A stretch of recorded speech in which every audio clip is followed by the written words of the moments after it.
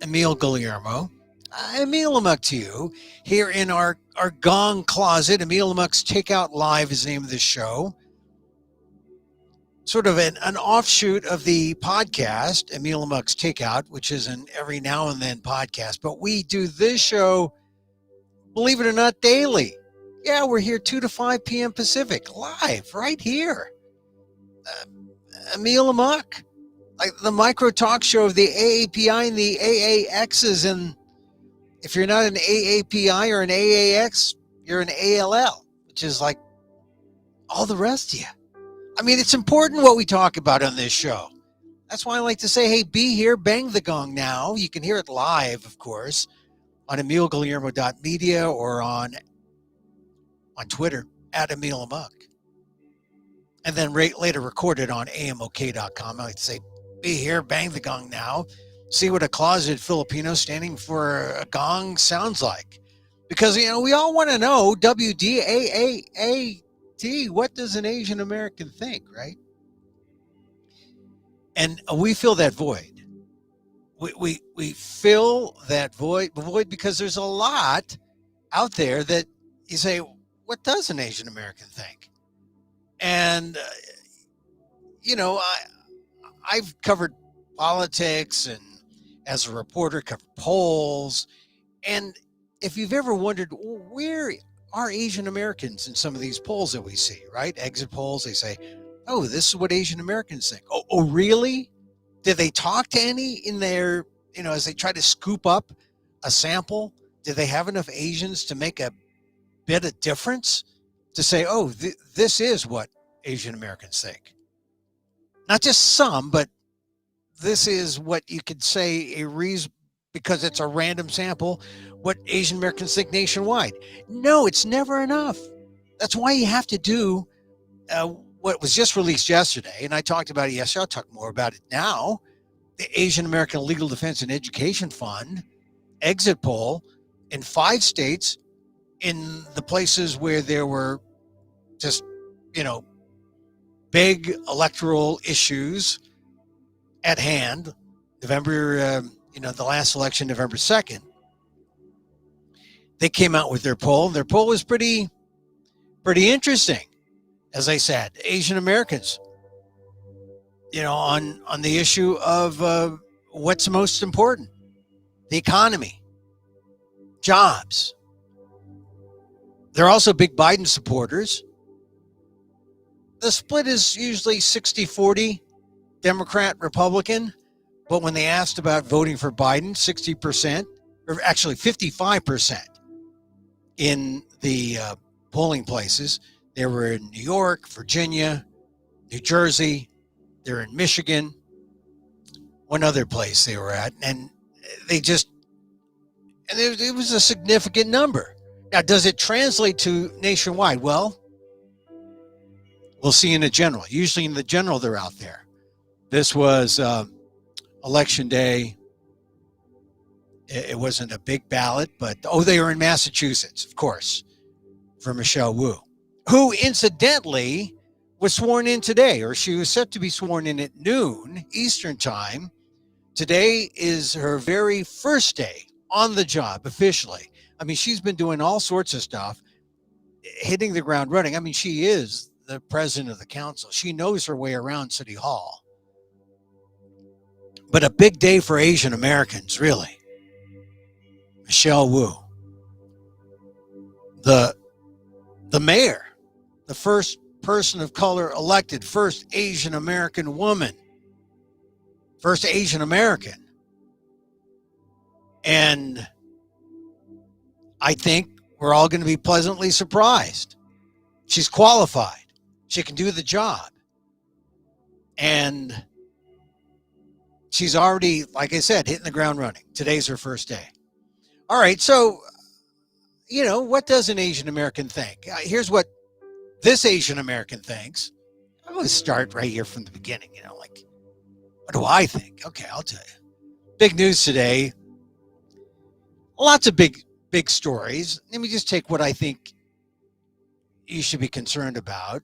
Joe Biden stood before an old bridge, hung up a flag and gave a speech He's trying to take the victory lap for his, as they say, his BFD, his big effing deal, which is a big effing deal. You think about the time when Chinese came over to help build the railroads. Chinese came over to help, pan for gold. Think of, he did mention the railroad today. He said, this infrastructure plan, 1.2 trillion, the biggest since, the railroad in the 1860s after the Civil War, during the Civil War, he said. And then he mentioned the interstate highway. Now, I know he's grasping for history, and this $1.2 trillion infrastructure plan is a big deal. But, man, it could be, well, I don't want to say it's a little too late. It's never too late. But it might be a little. We might need a whole lot more to get back on track to the kind of modernization and updating. This takes care of deferred maintenance, really. So, I mean, he's not wrong to call it historic. He's just wrong to make it sound like it's going to make us really feel like we're doing something. It's going to make us feel like we got to do more. We got to spend more to really see the kind of positive things that we expect on a historic level. But we have all these little bridges like the one he stood at today in New Hampshire, and all these little projects around the country through the so-called Rust Belt, even here in where I am in California, that it's going to take, unfortunately, a lot more than 1.2 trillion. And keep in mind that only a portion of that 1.2 trillion goes to the roads and the bridges and that kind of thing. A lot of it is intended to build up broadband infrastructure, address climate change, clean water. I mean, this is where we have to get serious as a nation about what we need to fix, to really fix America and make it working again. It's like we've been deferring maintenance for too long. And I guess we're tired of jiggling the handle, right? We just got to go ahead and fix a darn toilet and like get new fixtures and spend the money. But a lot of people are concerned about, oh, what about my taxes? Or what about, I mean, the thing that struck me when Biden talked today that I think is important is that he did talk about, what it would do in terms of the bridges and all that. But he knows it's not that much. I mean, he knows it needs to be more. But what he can do is, by saying, here's this bill, he's saying, look, we're going to get real jobs for real people, good paying jobs for people. And he's got to let people know that it's not going to add in taxes. In fact, we got to spend more. And he's got to make the case about where he's going to get that money. And the way he's doing it is by framing it in the context of, this is for regular Americans. This is for those of us who really, America was built on our backs, on our labor, the middle class. And this is a continuation of that kind of America where we take care of our things, we take care of our infrastructure, and we make sure no regular people pay for it, but the rich pay for it. Now here's what Biden said. The middle class built this country, and they've been left out. So he says the middle class built this country and then got left out. Then he talks about the Reagan era. Trickle-down economics does not work. Trickle-down economics does not work. To rebuild the economy from the bottom up and the middle out is what I wanted to do. Of the listed billionaires in America, you know how much money they made in the last 4 years? $1 trillion. Oh, there's my dog. I'm a capitalist. You want to be a billionaire and a millionaire? That's great. Good for you. But pay your fair share. Whoop. I think that was my dog jumping on that's my infrastructure. My fault. Now he says, look, and this is the thing about Biden. He's not a progressive, he's a capitalist, but he's fair. He's all for you being a billionaire and a millionaire, but he wants you to pay your fair share. And this is what he said. 55 corporations in the Fortune 500 made $40 billion last year, did not pay one single penny in taxes. Who knows who pays it? Y'all pay it, as they say in Southern Delaware. Y'all do. For real. Think about it. This law, and so that's why this bill is paid for. Look, this long overdue promise, it creates better jobs for millions of Americans. And I want to be clear, especially here in New Hampshire. No one earning in America less than $400,000 will pay a single solitary extra penny in federal taxes. Okay, there you hear it. No one making over 400,000. All right, now you in the back there. I know you're making 401,000. You're not allowed. You're going to have to pay some tax. No one making more than 400,000. Actually, the rich would kick you out of the club if you were making $400,000. That, unfortunately, is the modern upper class or upper middle class. 400,000. I'm right down there with the regular folks. I'm with the barely middle class. But this is what I'm saying. I mean, his message now is, hey, look, we got this 1.2 trillion and we signed that into law. And now we got to get the other part, about 1.75 trillion, all the social spending. And all told, it's going to be a lot. But look, as he says, no one making less than $400,000 is going to be paying any extra in federal taxes. He's got to sell that. He's got to sell. He's got to sell the fact that he's going to tax the rich. The middle class is going to be exalted here because we're going to get the benefit from all this infrastructure build out, the jobs, the resources getting, deferred maintenance being taken care of, broadband, roads, bridges, clean water. It really is, attention to the deferred maintenance that has been deferred too long. You want America to be America, or you want America to look like a third world country? You know what that's like sometimes. You go to another country and you see, oh, wow, they've got payphones here. Or you say, oh, they got like America's hand-me-downs. And now America is starting to look like, oh, wow, this is kind of old. Got to fix this up.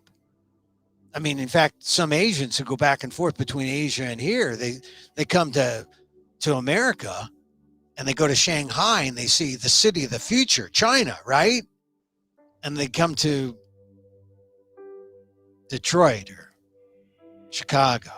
Well, Chicago's got some big, impressive buildings. But, they come to middle America, the Rust Belt, and they say, wow, America needs help. They go to our airports and they see the transit systems. You go to a transit system in Korea or Hong Kong, and you've got state-of-the-art light rail, and you've got, and here's one thing that bothers me. This infrastructure plan doesn't even address the need for a bullet train in California. A lot of people are against the bullet train. Unless you live in the central part of the state and you say, wow, a bullet train, that would unite North and South in the state. That would be great. It's money. We have it, or we should spend it, because as you heard the president, a lot of people who are in that billion, mega rich category do not pay their fair share in taxes. That's just it. So President Biden's going out on this victory tour. And like I said, he's very, chummy, talking about the rebuilding of America and blue collar workers. That's important because he wants to tell people there's a plus side, and it's economic, it's money in your pocket, it's a better America for all of us, and you're not going to pay more in taxes. Anyway, that's the message that I got when I heard the speech in front of that bridge, or on that bridge, about an hour ago. And I was just happy that he had David Cho with him. You know, David Cho is the Asian guy who is head of Secret Service, he's like President Biden's Asian shadow, which is kind of cool. You know, if you're Asian American, you got to be happy that the guy who is protecting the president is Asian American. I'm just looking, you know, when I see Biden in the crowd, I'm looking at David Cho saying, where's his eyes? What's he doing? What's he thinking? Man, what a job David Cho has. And a nice fade on his hair. Anyway, so Biden out there, just within the last hour or so, he deserves that victory lap. He deserves it, but it's going to be tough because Congress wants to pass that second part, the soft infrastructure. We need that. And isn't it interesting to see Asian Americans sort of at the forefront of that discussion? You got Pramila Jayapal leading the progressives, saying we're going to pass it in Congress. And then you got Stephanie Murphy, who's down there in Orlando, Asian American, representative, member of Congress, who is the leader of the moderates. And she's saying, I want to see those numbers. I hope, I think they know they've got to show America that they're doing something. So I hope they get out of the process and start looking at the big picture and pass that bill along to the Senate. Because if they do, it's still going to take Christmas to get it through. Could take sometime in December. But at least November 2nd is showing that the politicians are listening. Americans want to see action. And here it comes. All right, now, the Rittenhouse trial, the jurors got the instructions, and they're all deliberating now. It's been a few hours, at least when I turned off the television and came up here to my closet to come talk to you. I think they're still deliberating. There's like one note that asked about the instructions that were, I don't know. Instructions. When I hear the word instructions, I run. I defer. I ask my wife to read the instructions. She reads the instructions. Me, I just react. But I don't know. Would you want to be on this jury? If you're a person of color, you have no chance. You'd be kicked out. They'd use a peremptory challenge. Look, this is they had 18 people in the jury. And because of the way they choose in Wisconsin, Kyle Rittenhouse pulled the 12 who would decide his fate. That's really kind of, I don't know, kind of old-fashioned. Almost kind of like, I don't know, kind of hocus pocus. I wonder if he said a prayer before he pulled the names.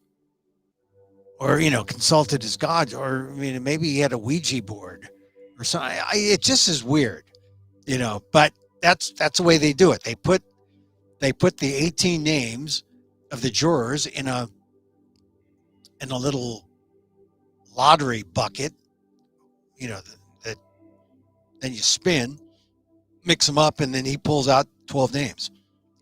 5 men, 7 women, and only one person of color. One of the 5 men. That's who is going to decide. Now, I think, based on just that, Kyle Rittenhouse has a pretty good chance of getting off. 7 women, I would say probably, most of them are probably mothers. Most of them probably have children. And they're going to see a baby-faced killer like Kyle Rittenhouse and they're going to remember his crying last week, and they are probably going to be more sympathetic than not. That's just my feeling, my gut feeling. I would have loved to have been on this jury, but I don't know. Have you served on a jury? Or are you like some people out there who take every opportunity to avoid jury service? Remember that. Remember that. Remember this trial next time you try to avoid a jury, because there are some interesting cases. They're not always going to be high profile, but if you want to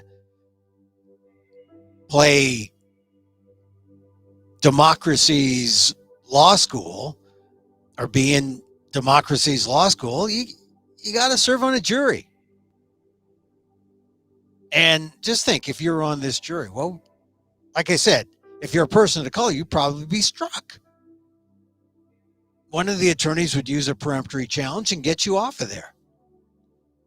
But those women, 7 women are a part of this jury, only one person of color. Just based on that demographic information alone, I think Kyle Rittenhouse is going to probably get a lot of sympathy. Here are the 5 charges. You remember yesterday the gun charge was dismissed because something about Wisconsin law about how long the gun should be and whether or not it constitutes self-defense. So that was thrown out. But there's a charge 1, count 1, first-degree reckless homicide, maximum sentence 65 years. Could be pretty tough to prove. Yesterday, the prosecution went through the whole Joseph Rosenbaum death. So maybe on one of those counts, I mean, you could see painstakingly the prosecution put it out at each shot, 4 shots. Rittenhouse could have stopped, kept going, and Rosenbaum was unarmed. Rittenhouse was armed. So how is Rittenhouse, how can he claim self-defense? That's what the prosecution's logic was. Anyway, count 1, 65 years for first-degree reckless homicide. Count 2, first degree for recklessly endangering safety. It's a lesser charge, only 17.5 years maximum sentence. That's probably more likely if they can't get him on that first charge. The third count, first degree recklessly endangering safety, that's another 17.5 years. Count 4, first degree intentional homicide. This is mandatory life. Count 4, not 65 years. Reckless homicide was the first count. Count 4 was first degree intentional homicide, not reckless homicide. Intentional homicide, mandatory to life. That's going to be hard, that count 4. Count 5 is attempted first degree intentional homicide. That's 65 years, and that may be hard too. So I think the prosecution did as well as it could, but now it's up to the jury. The jury is 7 women. I think their sympathy threshold will be quite low. I think they will be sympathetic. And they could be persuasive in the deliberation room. So let's see what happens. They've been deliberating, and I think that based on the drone video that was shown yesterday, I'd like to think that I like to think there's a shot that we'll see justice. I just don't know. So that's the Rittenhouse story. Hey, another big story that has been lost because, the Monday with the Rittenhouse trial and with Biden signing the infrastructure bill, we just haven't heard much about the end of the global warming, the Conference of the Parties, COP26. Haven't heard that much about that. And, they wound down and they got a final draft of some directives that they're going to try to do. Remember, we're trying to get to just keeping any increase in temperature to about 1.5 degrees centigrade. That's the goal, which is important when you consider that in 2015, we were facing a 3.5 degree centigrade increase in warming by 2100. And that would be cataclysmic, right? So we're in an urgent situation trying to keep it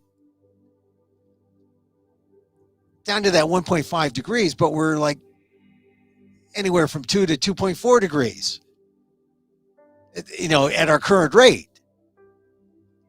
And everyone is disappointed about what happened. But the one thing that I've gleaned from all the things I've read about climate change is that, well, finally, they mentioned the culprit, fossil fuels. Finally, the first time that they call it the F word, fossil fuels. The first time ever was made in a Conference of the Parties, a COP decision, which they call progress.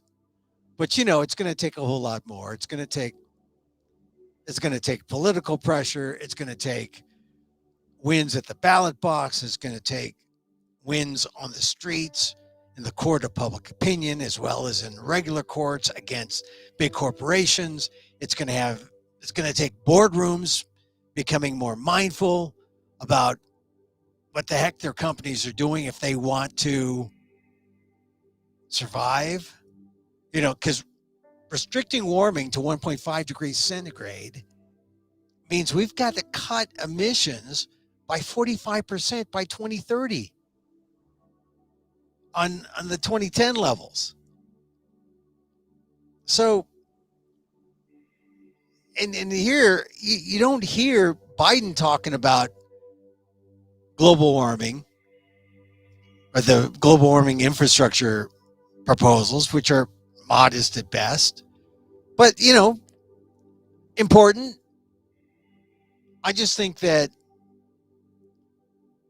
we're not hearing about what happened at the big global, the big talks in Glasgow much, because on the one hand, not much was done, but the recognition of the F word, that was important. So now it's up to us, right? And you could do little things. Like if you're in an urban area, like if you live in Chinatown, for example. Now, this is an example I found out from the people in Boston who are working to curtail global warming. Because they know that it's hotter in Chinatown by 10 degrees than it is in some of those green leafy suburbs outside of Boston. So what do? A simple answer. Build a park. Put up more trees. It's something you can do as a community. Little steps. I know we don't have time to do baby steps. We got to do more. But I'm just saying, something to think about. When no one else is talking about global warming, talk about what you can do for the environment. Simple steps. Green. Planting trees. Advocating for green belts in urban areas. Simple. But if we all did it, it might help mitigate a little bit when the politicians don't act. We can act in our own communities. All right. I'm in California, like I said, and I don't drive as much. And thank goodness I bought a hybrid car. But gas is approaching $5 a gallon now. $5 a gallon. That's like, I remember back in 2003 through 2004, it was really pricey. And, but that was 18 years ago. And now we've got gas prices going up. We've got all prices going up. 6.2% is the inflation number, which is double usually what the economists like to hold inflation. They usually like to hold inflation at 3%. But this is why when the ALDEF poll, the November 2nd ALDEF poll, when they ask people, well, what's your number one concern? By a long shot, the economy, jobs, right?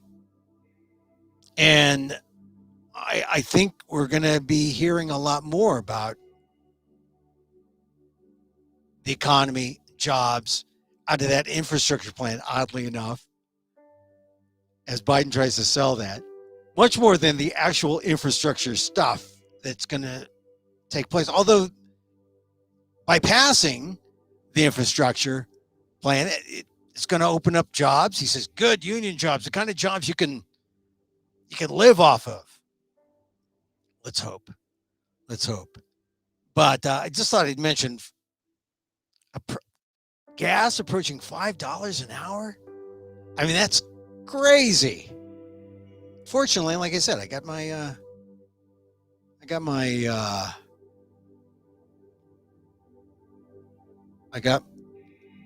hybrid car. So I'm not quite as worried about that yet. Oops, let's see. All right. Oh, now I got to mention some other things here. This is a big deal. I was talking about how on the political front in California. Now, this is a big deal if you especially live in Northern California. Today, Jackie Spear has announced her retirement. This is going to be a big deal because now I'm wondering, all these Democrats are trying to figure out, this hasn't happened in a long time. I want to be congressman. Or maybe this is a better district, or maybe this is better than the California Assembly. But Jackie Spear, she is a longtime Pelosi ally. I mean, she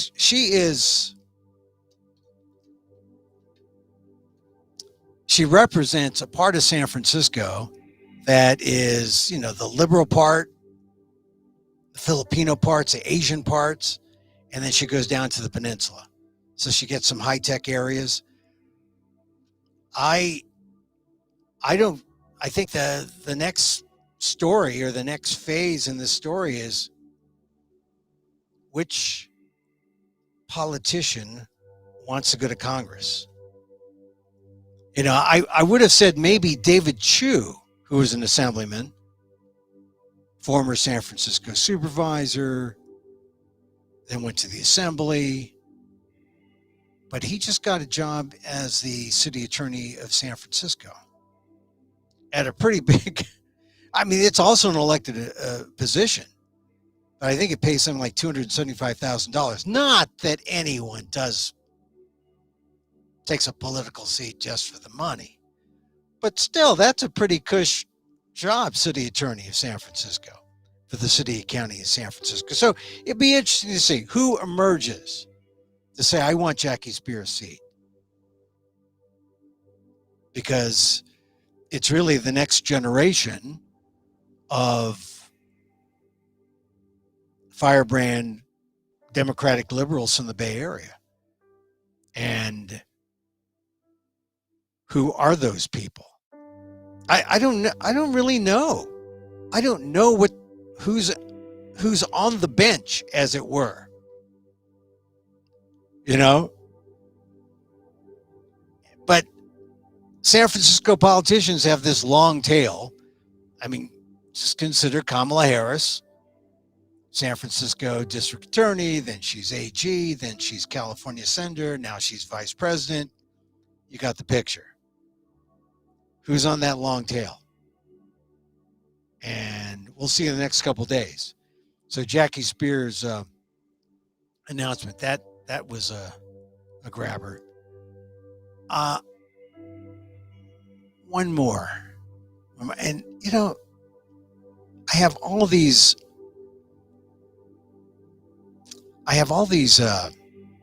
stories here that I want to share with you. But this one I want to share especially because you know about the Texas abortion law. And this is interesting too, because the ALDEF poll cited, let me get the ALDEF poll out in front of me here. The ALDEF poll asked Asian Americans about abortion, right? In general, do you support a woman's right to an abortion as established by the Supreme Court in Roe v. Wade? 66% said yes. 17 opposed. And I think that's important to note because story breaking out of California, Democratic Governor Gavin Newsom and legislative leaders have asked reproductive health experts to propose policies to bolster the state's abortion infrastructure and prepare it for more patients, and then begin debating that in January when they all come back. It's because of the Texas law, as people from Texas look to find places to get abortions, come to California. You know, they figure the numbers from the Guttmacher Institute are pretty revealing. It says there could be up to a 3,000% increase in people who may drive to California for abortion care. That's pretty significant. Out of 862,320 abortions performed in the U.S. in 2017, when the Guttmacher Institute did this study, 15%, about 132,000, were performed in California. So they're already preparing for California to be a tourist spot for abortions, coming to California. And Asians being, this California is the most Asian state. It's good to know that more than 60% of Asians, well, this is Asians, and according to that ALDEF exit poll, support Roe v. Wade and a woman's right to choose. So, you know, Asian Americans would probably be all for any plan that makes California the nation's abortion provider.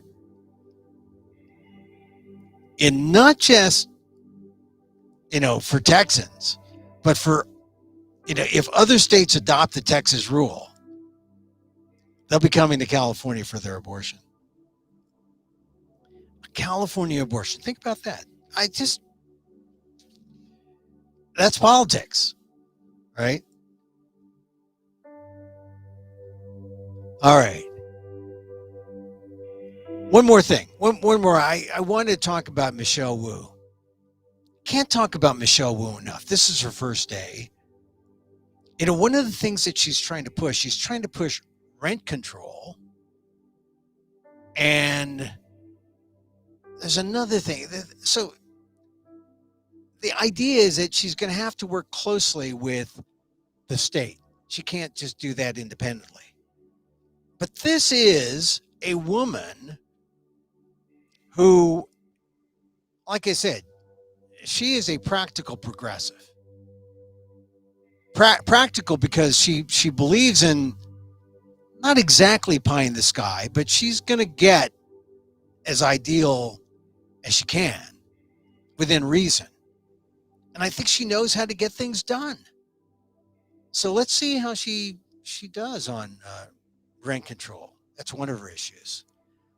And let's see how she brings everyone to the table. Because one of the things about her victory in Boston, and if you've ever been to Boston, you know how racist that town is. She got people to work together. She got blacks and Latinx and LGBTQ. She got everyone together. She's a coalition builder. And that doesn't happen all that much in politics these days, especially from the left of center. To bring in also the moderates who might view her Harvard pedigree as, oh, well, she kind of, she's got capitalist leanings. I mean, considering that Elizabeth Warren is her mentor, well, it only goes so far. I mean, she's a regulator. Warren was a regulator. I just think that she's got the right credentials to be really the prototype for a diversity candidate for the future, right? From a center-left perspective. I don't know. There's all the center-rights out there who are trying to play diversity, like Nikki Haley, the former governor of South Carolina. But I don't think she does it as well as Michelle Wu. Because Michelle Wu talks about the people. And she isn't in conflict with the moderates of her party. Nikki Haley tries to be, hey, I'm the Asian conservative, but look what happens when you have to deal with the likes of Donald Trump. Nikki Haley kind of faltered there. So on this first day that Michelle Wu, Asian American mayor of Boston, gets sworn in, I have high hopes for her, and I wish her well as she tries to show that she has what it takes. I mean, and remember that she got into politics mostly because she was a small business person. She had a little tea shop in Chicago and had to deal with all the intricacies of bureaucracy. And then she did the same, tried to figure out how it worked in Boston. I just think that she is really,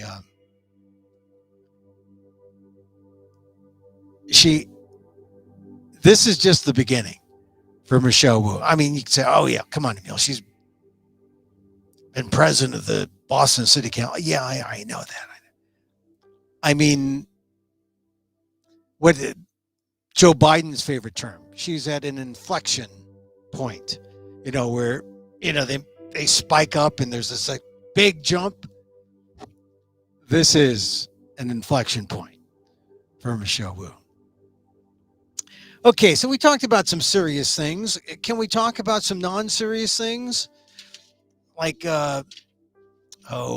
tonight's another Warrior game. The Warriors are back. The Golden State Warriors are back. All you Laker fans, if you're a Laker fan out there, and I think I have a friend listening who's out there who might be a Laker fan because he's from LA. Hey, I'm sorry. Sorry, the Warriors are playing tonight. They're playing Brooklyn. They're playing the Nets, I think, right? Kevin Durant. That's going to be a great game. But man, I'm bullish on the Warriors. I'm bullish on Jonathan Kuminga, the Congolese player, not the Congo player, the Congolese. He's from the Congo. Great addition. Pick number 7 in the NBA draft. Anyway, so all right. So I'm high on the Warriors, but I'm also kind of high on the 49ers. They beat the Rams. Oh, they're beating all the LA teams. No, the 49ers have the Rams number. They just do. They beat them the last 4 or 5 times. And the 49ers are a lousy team. They're a bad team. But last night, they played well. And now everyone loves Jimmy Garoppolo. Again, in San Francisco. All right. That's going to be it for today. Hey, look, thank you for being here with me on this program. I mean, I say be here, bang the gong now. I mean that. You can catch our show live on Facebook, emilguillermo.media. You can catch the replay on amok.com. On Twitter, we're at Emil Amok, EMILAMOK, right? And we call it the talk show, the micro talk show of the AAPI and the AAXs. Here every Monday through Friday, 2 p.m. Pacific. Just because I like to do it live because it's dangerous. I mean, I just talk. I mean, we're not here trying to do set up and punch and joke. We're just trying to be personable about the news. If you don't have a water cooler to go to, you just come here, hang out with me. But and then if you're on the chat, like my friend Madison T. Shockley says, "Hi, Emil." Hi back to you, Madison. Then to put something in the chat. But at this point, this is the point of the show where we go into meditative mode. We think about all the things that have happened in the day or the things that should have been more mindful. Mindful, that just means pausing.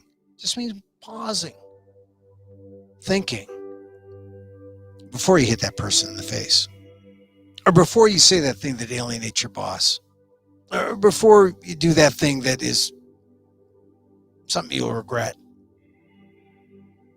Or before you think that thought that makes yourself feel bad. Because there's no reason to feel bad. Give yourself an elbow hug. Yeah, hug those elbows. And remember, you're good. You belong. You're worthy. Remember that. So, as I wish for me, I wish for you. May you be safe. May you be happy. May you be healthy. And may you live with ease. Till tomorrow. Emil Guillermo. Mahalo.